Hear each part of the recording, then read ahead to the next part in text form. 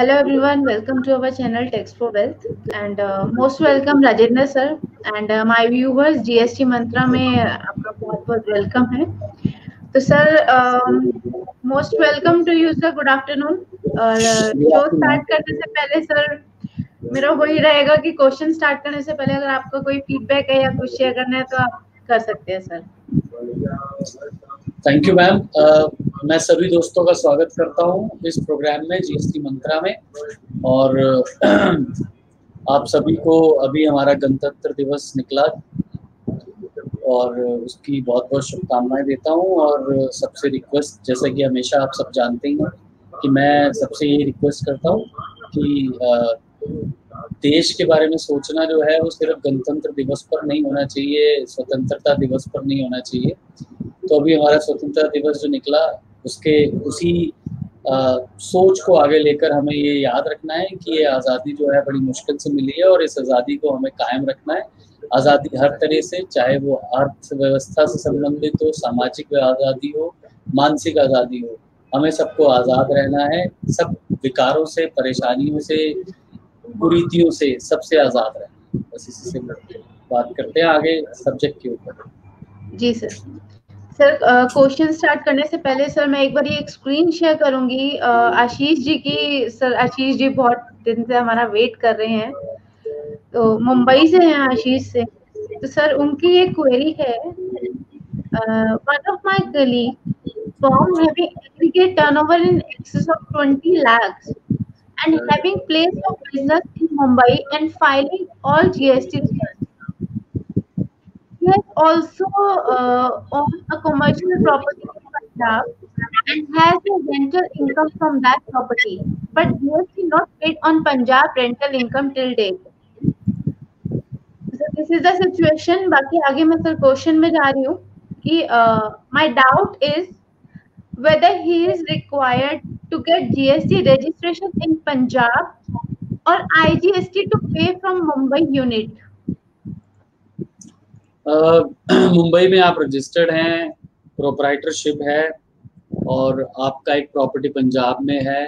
तो क्वेश्चन ये है कि पंजाब वाली प्रॉपर्टी के लिए जो टैक्स लगाना है उसके लिए रजिस्ट्रेशन वहाँ लेना है या नहीं लेना है।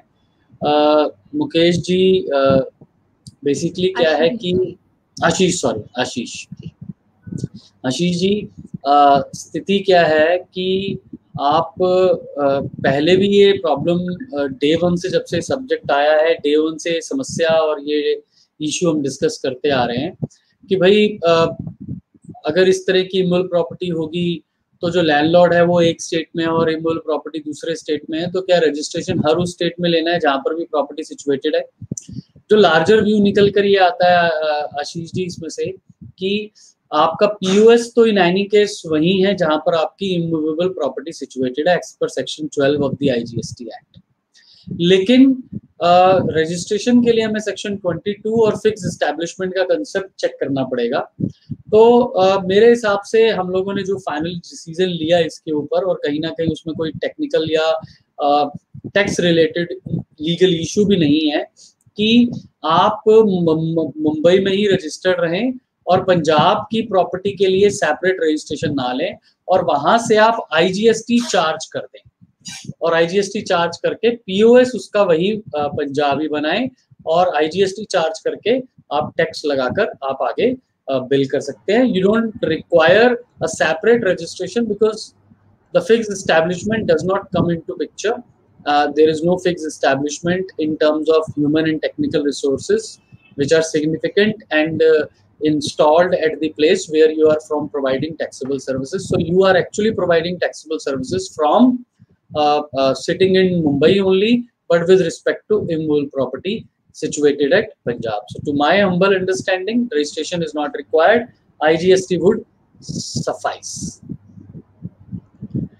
Thank you sir. And second doubt है उनका कि expenses made in foreign currency for advertisement on website from USA agency, whether it's a import of service and inform if RCM is applicable.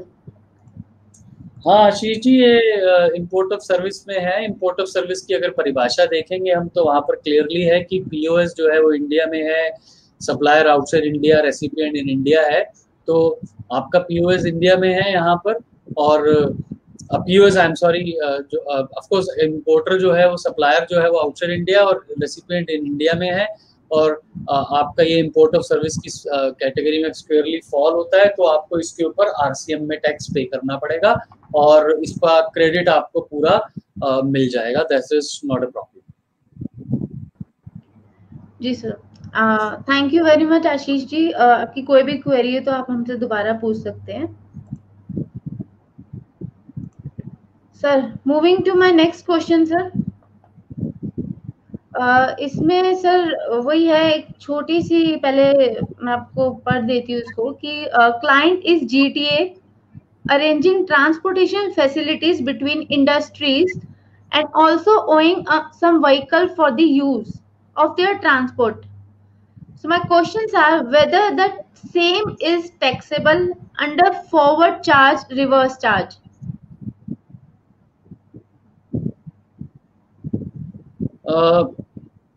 देखिए टैक्सेबल तो है ही है, GTA की transportation facilities अगर आप दे रहे हैं तो टैक्सेबल है, और जीटीए के पास ऑप्शंस हैं दोनों, आप रिवर्स चार्ज में टैक्स पे करें या फॉरवर्ड में, किसी में भी टैक्सेबल तो है।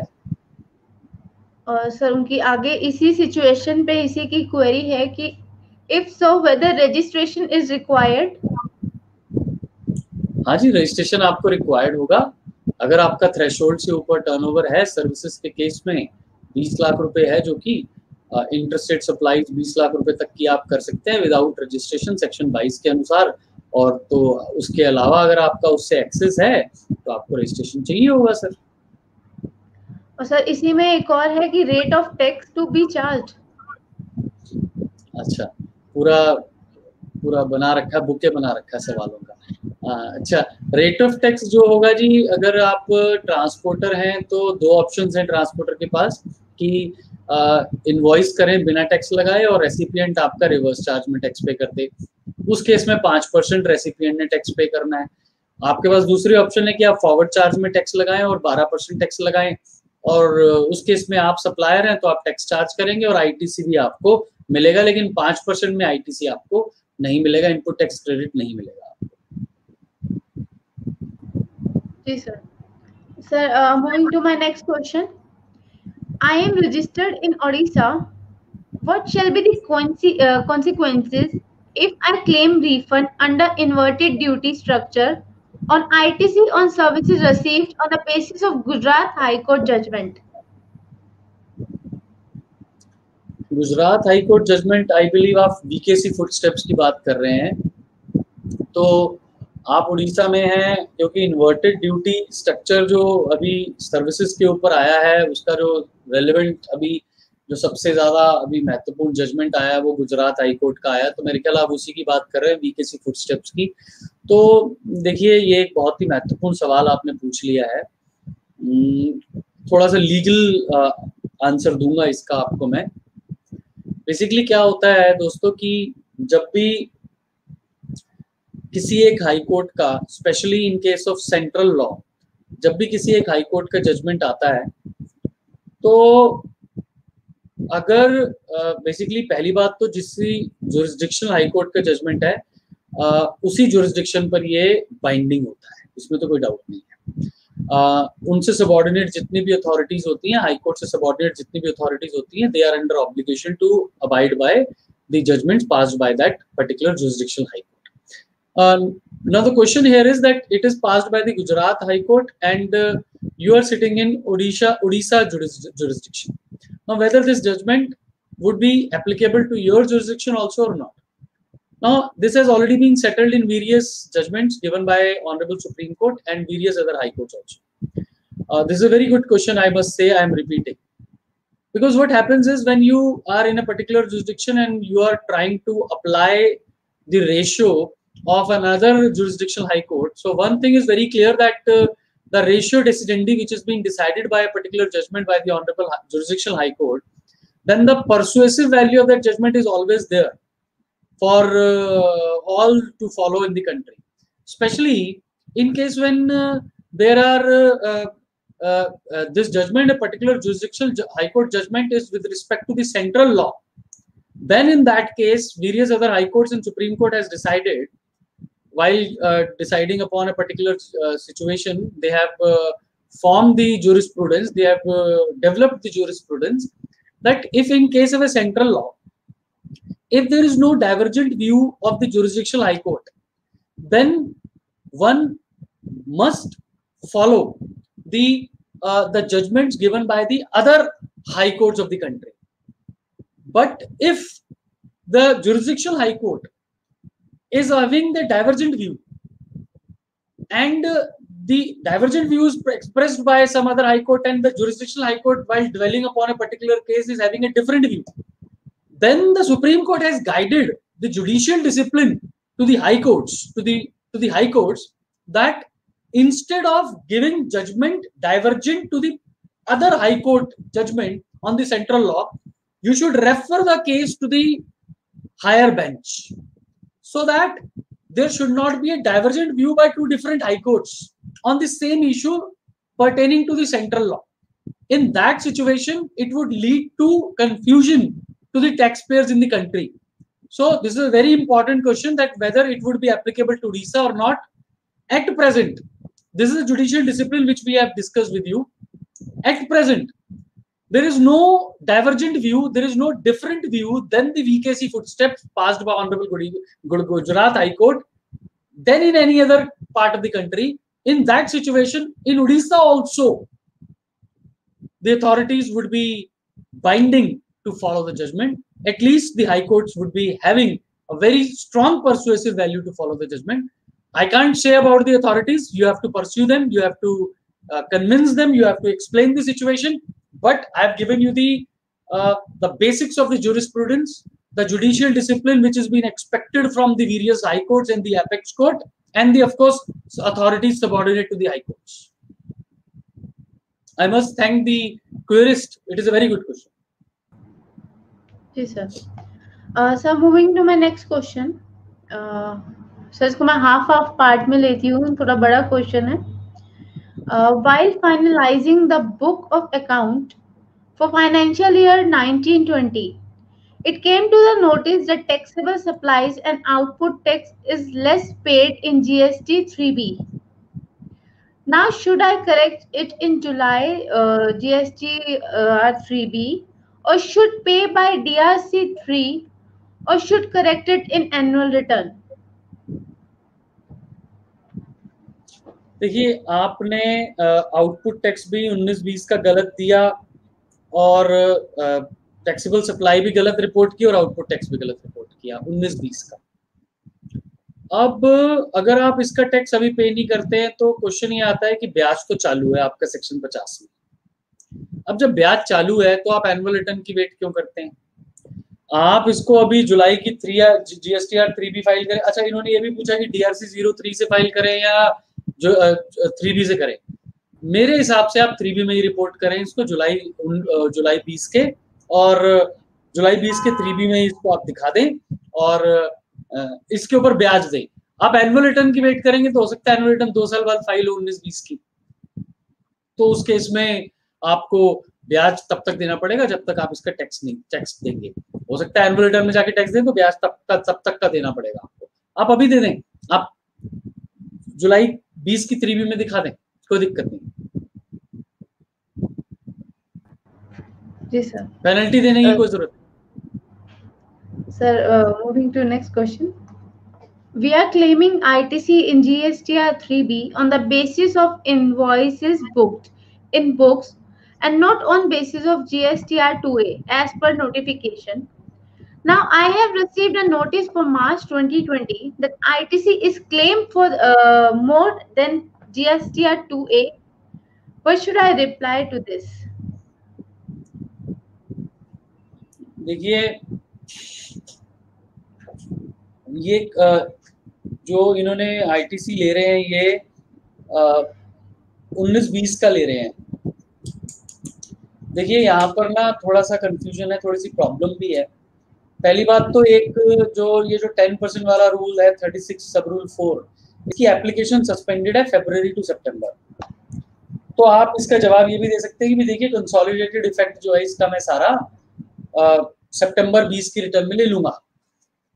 तो डिपार्टमेंट इस तरह के नोटिस भेज रहा है, मैं भी ऑब्जर्व कर रहा हूँ कि 3B और 2A में आपका अंतर है, आप एक्सप्लेन करें। और जबकि डिपार्टमेंट ने खुद ही 3 अप्रैल 2020 को एक नोटिफिकेशन निकाली है 30/2020 सेंट्रल टैक्स, उसमें उन्होंने ये कहा कि भाई ठीक है आप डेफर करते हैं रूल 36 सब रूल 4 को, और आप जो है इसका इफेक्ट जो है पूरा आप सितंबर में ले लेना, और खुद ही नोटिस भेज रहे हैं। थोड़ा सा कॉन्ट्रडिक्टरी सिचुएशंस है, बट आप इसका रिप्लाई जरूर दें और ये लिखें कि भाई देखिए इस notification 20/2020 30/2020 I am sorry central tax 3 अप्रैल 2020 को निकाली है। इसमें आप ये बता दें कि भाई ये जो है मैं इसका क्यूमुलेटिव इफेक्ट सितंबर 20 की रिटर्न तक ले लूंगा, तो कोई समस्या नहीं।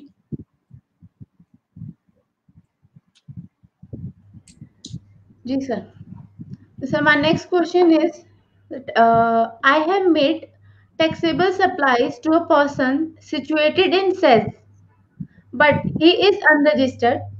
Where to show supplies made to unregistered person in SEZ? Says अच्छा SCZ SEZ हाँ हाँ जी स्पेशल इकोनॉमिक जोन। अच्छा एक बार दोबारा क्वेश्चन पढ़ेंगे, मैं सेस पे थोड़ा कंफ्यूज हो गया था, एक बार क्वेश्चन दोबारा पढ़ें। I have made taxable supplies to a person situated in SEZ, but he is unregistered. Where to show supplies made to unregistered person in SEZ? अच्छा ये बड़ा समस्या है कि भाई SEZ को सप्लाई है एक्सपोर्ट ट्रीट होगी, लेकिन अब अनरजिस्टर्ड है तो मैं क्या करूं। देखिए उस केस में आप GSTR 1 में उसको B2C में दिखा दें और 3B में उसको एक्सपोर्ट जीरो रेटेड सप्लाई में दिखा दें, 31B में दिखा दें, कोई समस्या नहीं है। GSTR 1 में उसको B2C में दिखा दें और 3B में उसको आप जो है एक्सपोर्ट कर दें, जीरो रेटेड कर दें, 31B में दिखा दें, कोई problem. So next question, I had not furnished 5 returns and my registration was cancelled in March 2019. Can I file revocation application now? बिल्कुल कर सकते हैं जी। आप जैसे दोस्तों के लिए ये एक रिमूवल ऑफ डिफिकल्टी ऑर्डर निकाला है 25 जून 2020 को 1/2020, उसके अंतर्गत आप 31 अगस्त 2020 तक आप इसका रेवोकेशन अभी भी अप्लाई कर सकते हैं, कोई प्रॉब्लम नहीं। जी सर। सर मुझे लग रहा है आज मेरे व्यूअर्स के ऑलमोस्ट क्वेश्चंस कवर हो ही जाएंगे। बहुत अच्छी बात। जी सर। सर नेक्स्ट क्वेश्चन है that I have claimed excess ITC in GSTR 3B as compared to GSTR 2A in financial year 2018-19, but I have invoice copy and payment made and invoices are booked in books. So do I need to reverse the ITC as it's not reflecting in GSTR 2A? ये थोड़ा debatable issue है जी। 18-19 की situation है, 18-19 का आपका credit है और आपके पास आप कह रहे हैं कि जी आपके 2A में नजर नहीं आ रहा, आपके पास इनवॉइस की कॉपी है, आप जो है पेमेंट भी की है आपने और आपके पास सब बुक्स में प्रॉपर एंट्री है, तो क्या करें। देखिए ये डिबेटेबल है, लिटिगेटिव इशू है।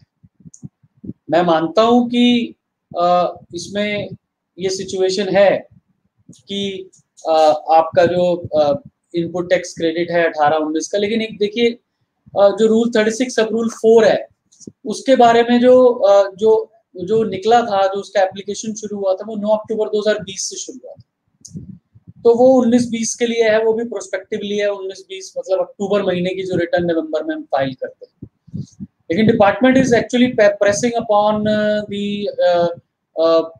comparison of 3B data with 2A data since the date of registration. It means actually it is from 1st July 2017. So that way it is very difficult, it is litigative, but to my mind at least for 18-19 it is very difficult for them to basically ask for this data to compare for comparison.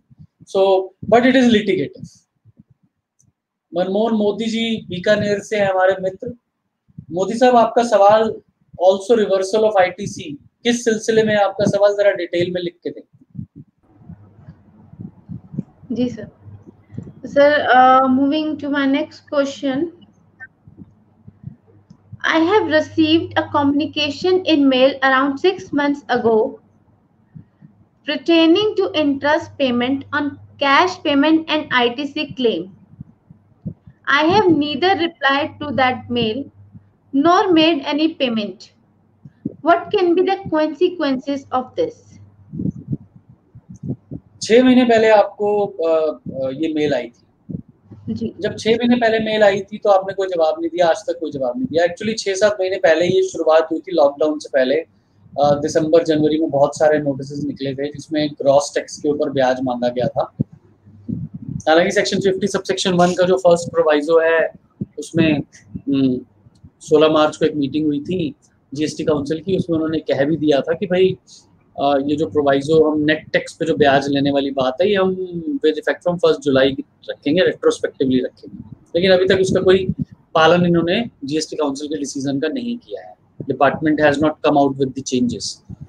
तो but आपसे interest recover करने के लिए उनको separate adjudication process में जाना पड़ेगा। आपने कोई अगर जवाब नहीं दिया, उनकी तरफ से कोई फर्दर एक्शन नहीं हुआ, तो मेरे हिसाब से कोई आपको ऐसी कोई दिक्कत नहीं है। आप अगर अभी भी जवाब दे दें तो कोई प्रॉब्लम नहीं है, क्योंकि मेरे लिए वो कम्युनिकेशन था मेल पर, उसके ऊपर इवन दिन भी नहीं था। और हालांकि दिन की तो लायबिलिटी भी जनवरी 2020 से ही शुरू हुई है, डायरेक्ट डॉक्यूमेंट आइडेंटिफिकेशन नंबर की। तो आप उसकी कम्युनिकेशन का जवाब अभी दे सकते हैं और उनको बोल सकते हैं कि भी देखिए ऐसे ऐसे सेक्शन 50(1) फर्स्ट प्रोवाइजो में नेट पर ये प्रोविजन आ गया है और जीएसटी काउंसिल ने भी कह दिया इसको रेट्रोस्पेक्टिवली करेंगे, तो नेट पर ब्याज लीजिए, ग्रॉस पर नहीं। नेट पर आपका कोई ब्याज बनता है तो आप वॉलंटरली जमा करा दें, कोई दिक्कत नहीं है। लेकिन रिकवरी प्रोसीडिंग्स आपके लिए अगेंस्ट नहीं इनिशिएट नहीं हो सकती, क्योंकि ब्याज के लिए भी आपको एडजुडिकेशन करना पड़ेगा। सेक्शन 73 या 74 का उनको नोटिस देना पड़ेगा, तभी वो ब्याज आपसे रिकवर कर सकते हैं, अदरवाइज नहीं कर सकते। रिकवरी सेक्शन 79 में नहीं हो सकती। सर जो इन्होंने पेमेंट का लिखा है कि कोई पेमेंट नहीं करी, तो इसमें कुछ पेमेंट का भी प्रोसीजर है कि उन्हें कुछ पेमेंट करनी पड़ेगी? पेमेंट मैंने बोला ना, अगर जो भी नेट टैक्स पे ब्याज बनता है वो ब्याज दे दें, DRC 03 से ब्याज दे दें और उसको रिपोर्ट कर दें डिपार्टमेंट को।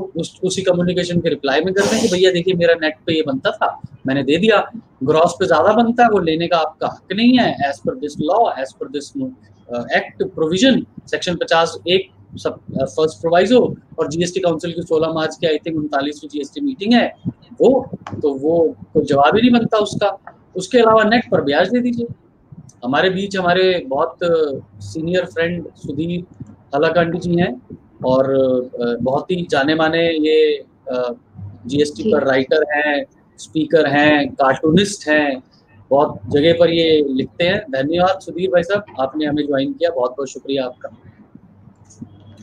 Sir moving to my next question.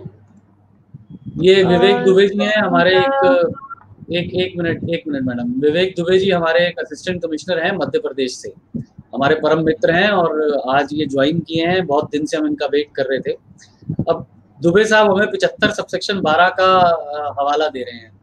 Vivek sir, उसमें बिल्कुल लिखा है कि जो भी सेल्फ असेस टैक्स है, ध्यान से पढ़िए उसको, सेल्फ असेस टैक्स है, उसके लिए एडजुडिकेशन प्रोसेस का सेपरेशन नहीं जरूरत होता, उसके लिए डायरेक्ट 79 रिकवरी इनिशिएट हो जाता है। लेकिन सर ब्याज जो है वो सेल्फ असेस्ड नहीं है, मैंने माना नहीं है ब्याज आपको असेस करना पड़ेगा मेरे ऊपर, तभी आप मेरे पर आप रिकवरी 79 में इनिशिएट कर पाएंगे।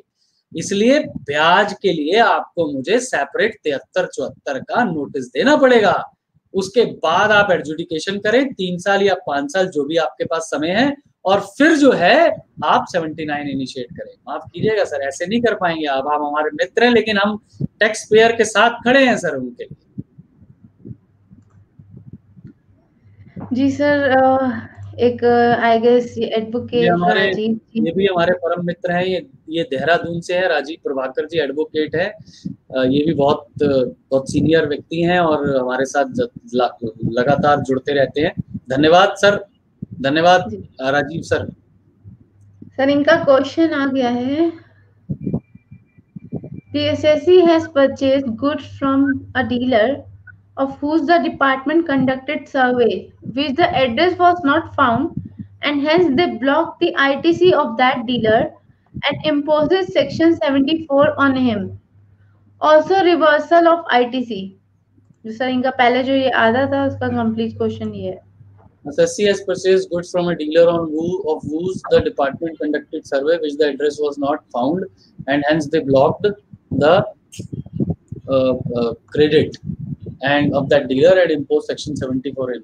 तो सर अब अगर इंस्पेक्शन हुआ, पता नहीं सेक्शन कौन से सेक्शन में इंस्पेक्शन किया है, 61 में इंस्पेक्शन किया है, कैसे किया है इंस्पेक्शन उन्होंने, तो क्योंकि आजकल जो इंस्पेक्शन भी चल रहे हैं ना मोदी साहब, खैर आप तो खुद मोदी हैं तो आपको तो पता ही होगा, ये जो आजकल जो इंस्पेक्शन चल रहे हैं, अब मैं तो कई इंस्पेक्शन देखता हूँ, 70 का नोटिस लेकर हमारे ऑफिसर्स घूम रहे होते हैं और प्रीमिसेस में घुस जाते हैं। अरे भाई आप जो है बताइए, सेक्शन 70 में तो आप सम्मन करते हैं पर्सन को, डॉक्यूमेंट्स को, इंफॉर्मेशन को, आपको प्रीमिसेस विजिट करने का अधिकार 70 में थोड़ा ना मिलता है, ठीक है ना जी। तो खैर एनीवेज, अब पता नहीं कहाँ इंस्पेक्ट किया उन्होंने।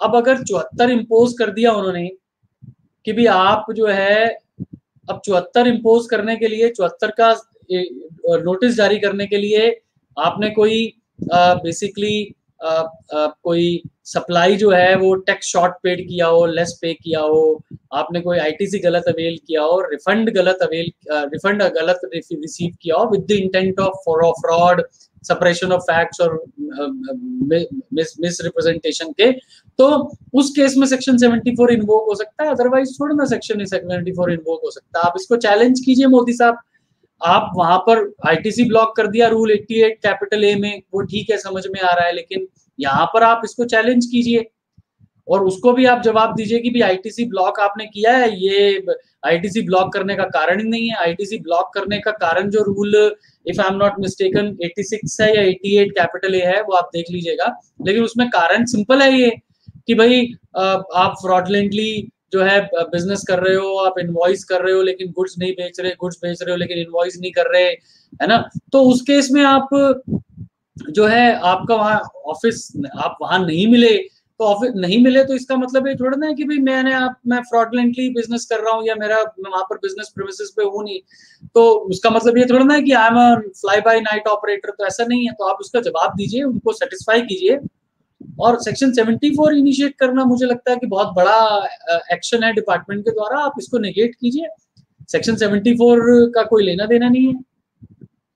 और सर ये जो 83 है सर, ये 83 भी during the course of any proceedings, Vivek Dubey ji का सवाल आया कि 83 लगा सकता हूं sir, during the course of any proceedings, if the department is of the view that the interest of the revenue can be jeopardized, then वो मूवेबल और immovable property को वो कर सकता है, कन्फिस्केट कर सकता है, अटैच कर सकता है, अदरवाइज नहीं कर सकता सर।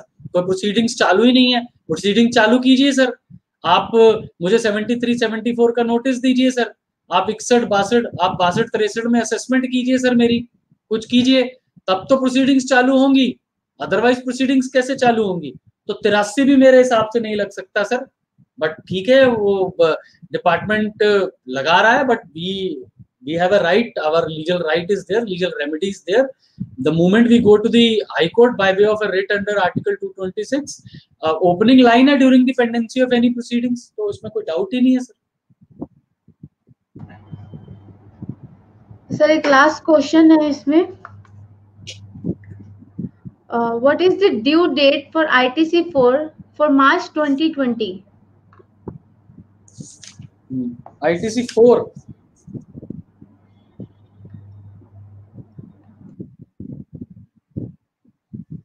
विवेक जी मैंने देख लिया, यही है, where during the pendency of any proceedings under section 62, 63, 64, 67, 73, 74, अगर इन सेक्शंस में कोई प्रोसीडिंग्स चल रही हैं तभी आप अटैचमेंट कर सकते हैं 83 में, अदरवाइज अटैचमेंट नहीं कर सकते सर।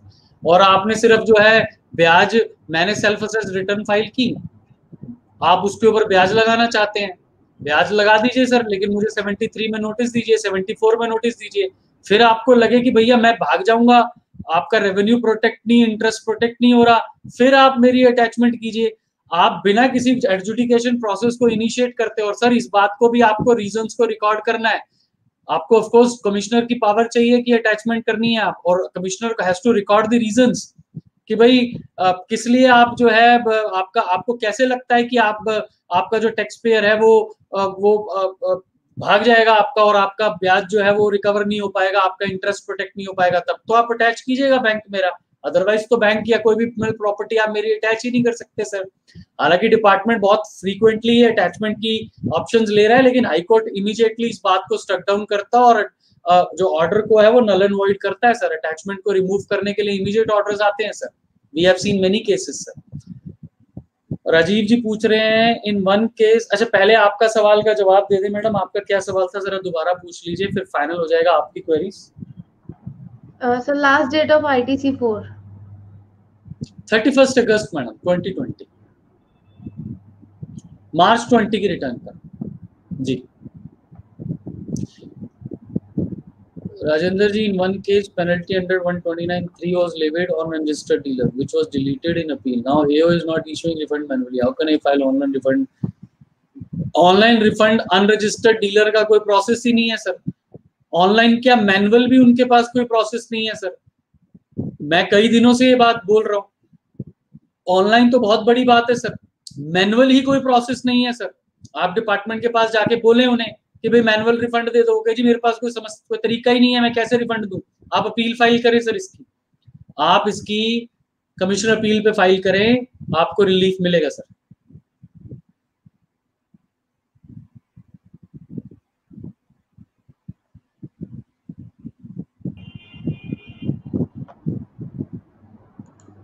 सर बाकी के क्वेश्चंस हम लोग एक बार नेक्स्ट शो में ले लेंगे सर। बाकी आपके क्वेश्चंस के अलावा कोई और फीडबैक है तो आप शेयर कर सकते हैं। नहीं मैडम, मैं सभी दोस्तों का धन्यवाद दूंगा। आज हमारे बहुत अच्छे अच्छे दोस्त राजीव जी, विवेक जी, मनमोहन जी सब जुड़े हमारे साथ। आज हमने हमारे कोटा से हमारे मित्र सेठी साहब को मिस किया, लेकिन बाकी सभी का धन्यवाद जितने भी लोग जुड़े हमारे साथ। और आपका धन्यवाद, हिमांशु जी का धन्यवाद, टैक्स फॉर वेल्थ का धन्यवाद कि इतना बढ़िया प्रोग्राम रेगुलरली कर रहे हैं हम लोग मिलकर। और मैं बाकी सभी दोस्तों से कहूँगा जितने भी लोग देख रहे हैं, हमारे बहुत सारे लाइव प्रोग्राम्स आते हैं जो कि शेयर मार्केट पे भी हैं, इनकम टैक्स पे भी है, और आप उनमें आइए और बहुत ही अच्छा आपको लगेगा। बहुत ही प्रोफेशनल तरीके से प्रोग्राम्स रन किए जाते हैं। और लास्ट में मैं फिर से वही कहूँगा कि मुझे एक जो सबसे ज़्यादा ज़रूरी बात लगती है वो यही लगती है कि जहाँ पर मेरा इकोनॉमिक, मेरा सोशल, मेरा पॉलिटिकल इंटरेस्ट जुड़ा है वो मेरा देश है, ये जगह है, ये धरती है। मेरा इकोनॉमिक इंटरेस्ट जुड़ा है, मेरा सोशल इंटरेस्ट जुड़ा है, मेरा पर्सनल इंटरेस्ट जुड़ा है। तो इस देश के लिए मुझे अगर कुछ भी करना पड़े तो मुझे सोचना नहीं चाहिए। मैं आपको एक छोटा सा एग्जांपल देता हूँ।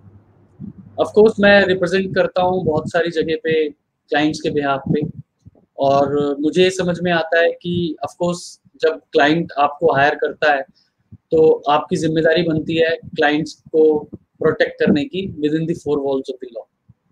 But at the same time मैं आपको बताना चाहूँगा कि मैं फिर भी बहुत ज़्यादा कोशिश करता हूँ कि एक मिडवे निकाला जाए।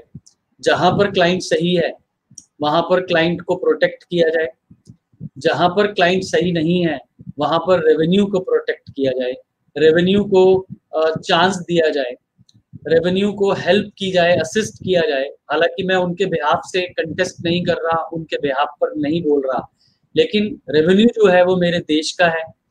ये सारे जो ऑफिसर्स टायरलेसली काम करते हैं, इतनी मेहनत करते हैं, ये मेरे देश के लिए कर रहे हैं। इनकी तनख्वाहें फिक्स्ड है। ये रेवेन्यू कलेक्शन 20 गुना बढ़ा देंगे तो इनकी तनख्वाहें नहीं बढ़ती हैं, इनकी तनख्वाहें वैसी की वैसी रहती हैं। इनको जो सैलरीज दी जाती हैं वो बदलती नहीं है। अगर ये रेवेन्यू कलेक्ट नहीं भी करेंगे तो भी इनकी सैलरीज कम नहीं होती हैं, लेकिन फिर भी ये बहुत मेहनत करते हैं, बहुत एफर्ट करते हैं। हम सब का भी, हम सब चार्टर्ड अकाउंटेंट्स, हम सब एडवोकेट्स का एक इंटरेस्ट होना चाहिए, एक ऑब्जेक्टिव होना चाहिए कि एक मिडवे निकाला जाए।